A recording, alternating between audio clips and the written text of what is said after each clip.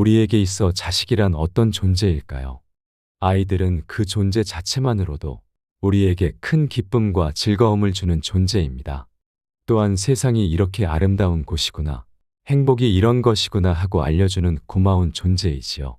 살아가면서 때로는 힘들고 고통스러운 일이 있을 때, 삶에 지쳐갈 때도 우리 아이들을 생각하면 미소를 짓게 되고 힘든 시간들을 잊게 만들기도 하지요.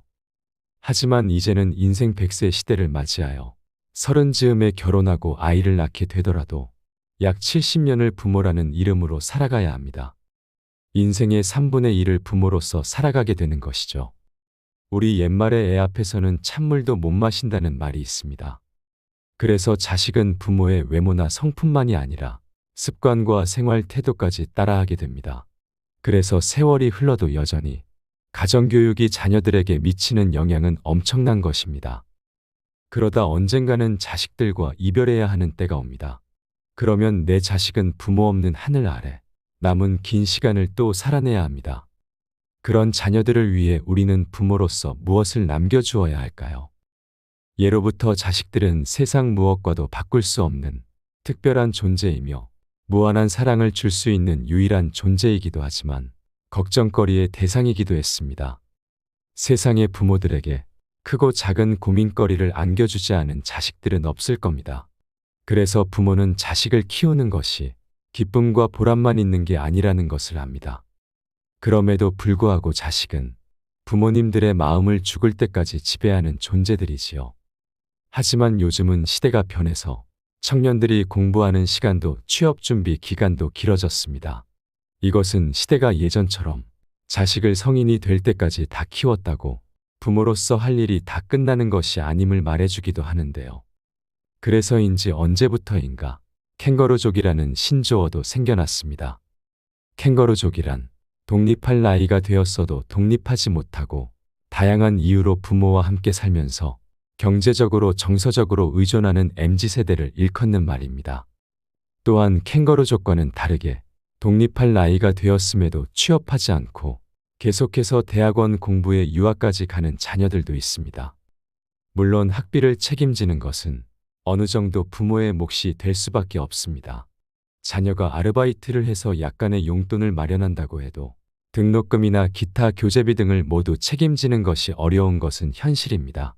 그러나 어떤 부모가 내 아이가 공부를 좋아하고 잘해서 박사가 되고 교수도 되고 싶다는데 지원하기를 망설일까요? 다 크면 이제 자식 인생은 자식 인생이고 부모 인생은 부모 인생이라 절대 도와주지 말라는 말을 머리로는 100만 번 이해하더라도 어쩔 수 없이 도움을 요청할 때 마음이 약해져서 도와주는 것이 또한 부모 마음이겠지요.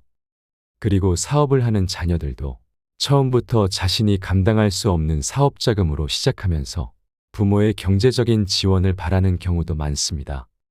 이렇게 자녀가 독립하지 않고 여러 가지 이유로 부모에게 의존하는 마음을 내면 부모가 아무리 노후를 잘 준비했더라도 편안하고 안락한 노후를 보장받기는 어려울 것입니다. 이것이 바로 노후에 겪게 되는 자녀 리스크입니다. 아무리 그렇다 하더라도 차라리 내가 노년에 고생을 좀 더 하고 말지. 내 자식 위해서라면 내 자식 좀 덜 고생시키기 위해서 못할 게 뭐가 있을까 생각하며 도와주는 것이 부모의 마음일 것입니다. 내 자식들 위해서라면 하루 종일 논밭에서 죽어라 일하면서 점심도 찬밥에 물 말아서 김치와 대충 먹고 차디찬 겨울에 손이 얼어가며 냇가에서 빨래하시던 바로 그분들이 우리들의 부모님 세대의 모습일 겁니다. 여러분, 그러나 잘 생각해 보세요.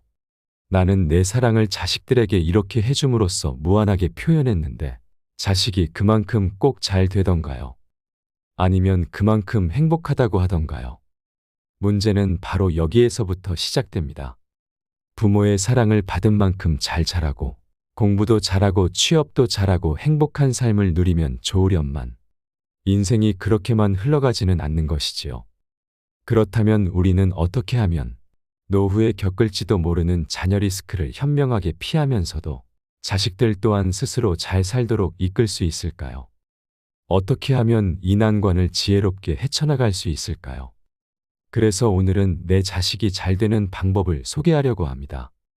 이것은 제가 생각하는 주관적인 견해일 수 있다는 점을 미리 말씀드리며 여러분들 각자의 상황과는 맞지 않는다고 느끼거나 견해가 개인마다 다를 수 있으므로 편안하게 참고만 하겠다는 마음으로 가볍게 들어주시면 감사하겠습니다. 오늘 영상을 끝까지 시청하시고 작은 도움이라도 되신다면 주변 분들께도 영상을 공유해 주세요. 그러면 더 많은 분들이 도움을 얻으실 수 있을 겁니다. 내 자식을 훌륭하게 잘 키우려면 우리는 어떻게 해야 할까요? 우선 여러분들의 삶을 한번 뒤돌아보세요. 여러분은 자신의 삶을 어떻게 살고 계신가요? 우리는 부모의 기대에 이끌려 살다가 결혼하면 가족을 위해 자녀를 잘 키우기 위해 살고 있지요. 그러다 내 나이 중년이 되고 보니 자녀들은 사춘기라고 자기 마음대로 하고 남편은 직장일로 바쁘고 각자 대화가 안 됩니다. 내 삶을 뒤돌아보니 이루어 놓은 것은 하나 없고 인생이 이게 뭔가 싶어 가슴 한구석이 왠지 허전해질 때가 찾아옵니다. 특히 예뻐서 기저귀 갈아주고 맛있는 거 해먹이며 아플 때는 밤잠 설쳐가며 간호해주고 애지중지 호흡 불어가며 키운 자식이 저 혼자 자란 것처럼 자기 마음대로 하면 배신감마저 드는 것이 현실인 듯 싶습니다. 손발이 닳도록 고생하며 키웠는데 자식 하나 잘 되기만 바라보며 살았는데 긴 세월 자식을 위해서 희생한 사랑이 배신당한 듯해서 가슴 한구석이 텅 빈 것만 같습니다. 이러면 회한과 함께 자녀에 대한 원망이 생길 수 있고 우울감마저 찾아옵니다. 우리가 낳고 우리가 키운 자녀들 때문에 마음이 괴로운 것이 당연한 삶의 이치일까요? 자녀 문제로 정말 괴롭다는 부모님들이 많습니다. 자식 때문에 괴로운 일이 당연한 것처럼 이야기합니다. 더 행복하려고 자식을 낳아서 키웠는데 이런 마음이 들면 끝없이 괴롭고 불행할 수밖에 없습니다. 부모가 변하면 자식도 분명히 변하기 시작합니다. 자식은 자기 나름대로 자기 식대로 인생을 살아갈 뿐입니다. 어떤 자식도 부모를 괴롭히려고 그렇게 하는 것이 아닙니다. 그런데 부모는 자식의 인생을 마치 자신의 인생인 것처럼 의미를 부여합니다. 그런 마음으로 자식을 키우면 자식이 내 마음처럼 안 되는 걸 보고는 괴롭고 힘들다고 하소연합니다. 자식이 성인이 되면 부모의 품을 떠나 독립하는 것이 당연한 순리입니다. 그런데 다 큰 자식을 여전히 품 안의 자식으로 생각하면 부모는 평생 괴로울 수밖에 없습니다. 자녀들이 다 커서 부모의 품을 떠났을 때에도 잘 살 수 있는 연습을 하셔야 합니다. 그래서 몸만 독립하는 것이 아니라 마음에서도 완전히 독립을 해야 부모도 행복하고 자녀도 행복할 수 있는 것입니다. 자식 때문에 걱정이 많고 힘들다는 부모들은 본인의 삶도 그렇지만 자녀들의 삶도 독립되어 있지 않다는 겁니다. 자식들이 어릴 때는 뒷바라지 한다고 하고 싶은 것도 못했는데 자식이 다 컸는데도 여전히 자식 걱정에 아무것도 못합니다. 전업주부라도 자기만의 할 일이 있어야 합니다. 내 취미생활도 갖고 배울 게 있으면 배우고 해야 자식에게 덜 간섭하고 화를 덜 내게 됩니다. 내가 할 일이 없으면 자식에게만 온통 신경을 쓰게 됩니다. 자식이 공부 안 하고 놀고 있으면 신경이 쓰이고 자식의 행동 하나하나를 간섭하게 됩니다. 집에만 있으면 멀쩡한 아이를 자꾸 문제 삼게 되고 밖에 나가서 무엇을 배우든지 공부를 하게 되면 자아 실현도 하게 되고 만족감도 얻을 수 있습니다. 사람이 잘 산다는 것은 계속해서 성장하고 배우는 것입니다. 강물이 끊임없이 흐르는 것처럼 배움도 멈추지 말아야 합니다. 늘 자기 스스로 마음을 다스리는 공부를 해야 합니다. 지금부터라도 자식을 위한 삶도 중요하지만 스스로 마음을 닦는 공부도 하고 내면을 아름답게 가꾸어 나가는 연습을 해보세요. 내가 나를 스스로 사랑하지 않으면 누가 나를 사랑해 주겠으며 스스로 사랑할 줄 모르는데 어떻게 자녀나 남을 올바르게 사랑할 수 있을까요? 자식을 사랑하는 것도 중요하지만 자기 스스로를 사랑하는 일이 더욱 중요하다는 사실을 잊으시면 절대 안 됩니다. 그러니 어떠한 경우라도 내가 괴롭지 않고 행복한 삶을 살아갈 수 있어야 합니다. 자식이 부모 말을 안 듣고 속을 썩일지라도 내가 자유로워지고 편안할 수 있어야 합니다. 그렇게 되면 참 행복과 자유를 얻을 수 있을 것입니다. 자기 자신에 대해 끊임없이 생각하고 공부를 하다 보면 나의 문제점을 발견하게 되고 스스로 변화하기 시작합니다. 하지만 처음에는 잘 안 되는 것이 인간입니다. 한 천일 정도 기도해야 변화가 시작됩니다. 자식을 위해 노력해 보겠다며 기도문을 외우고 열흘 정도 하다 보면 이렇게까지 해야 하나 회의감이 들면서 하기 싫어집니다. 그것을 참고 10일 정도 기도를 하면 나의 문제점도 똑바로 바라볼 수 있고 습관을 바꾸게 됩니다. 이렇게 부모가 노력하면 자식에게 좋은 본보기가 될 수 있습니다. 그렇게 되면 자식에게 이래라 저래라 말할 필요가 없어집니다. 자식들은 부모라는 거울을 보고 따라할 테니까요. 옛날에 아주 가난한 여인이 아들을 낳지 못하는 부잣집으로 시집가서 아들을 낳았습니다. 아들을 낳고 부유한 집에서 대접받고 생활하니 부족할 것 없는 행복한 날들을 보냈지요.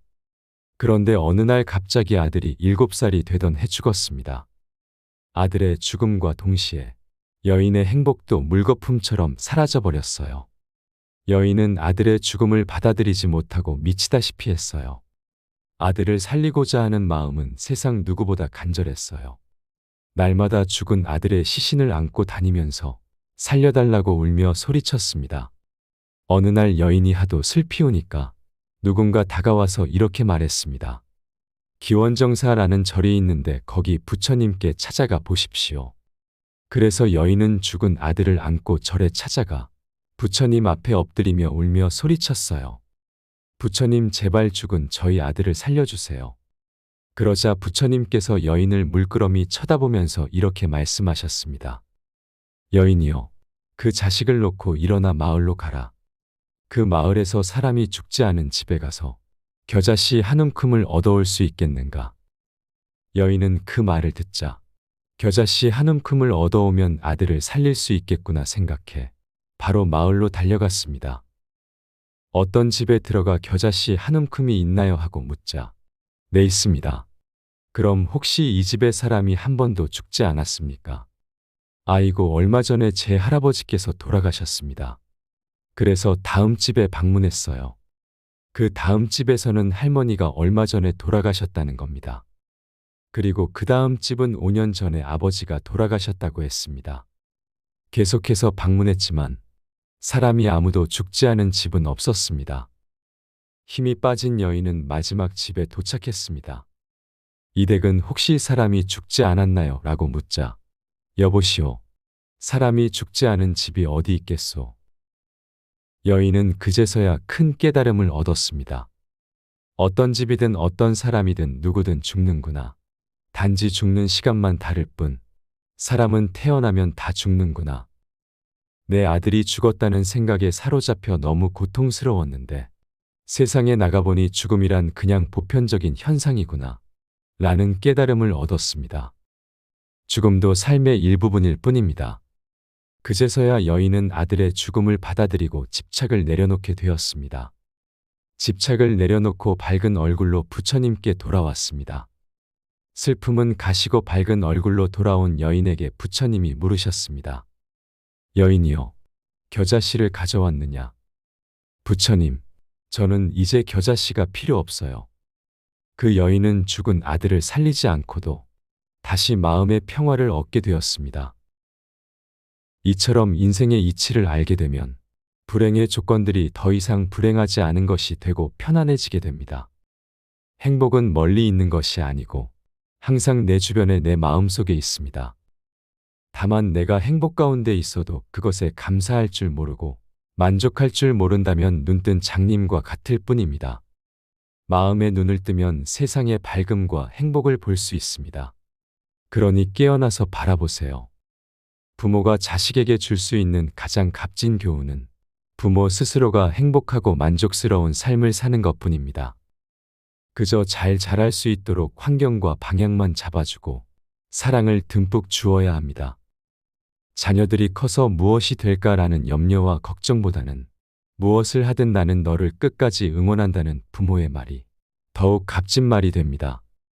부모의 믿음과 사랑이야말로 자녀들을 강하고 훌륭하게 키워낼 수 있는 최고의 비결입니다.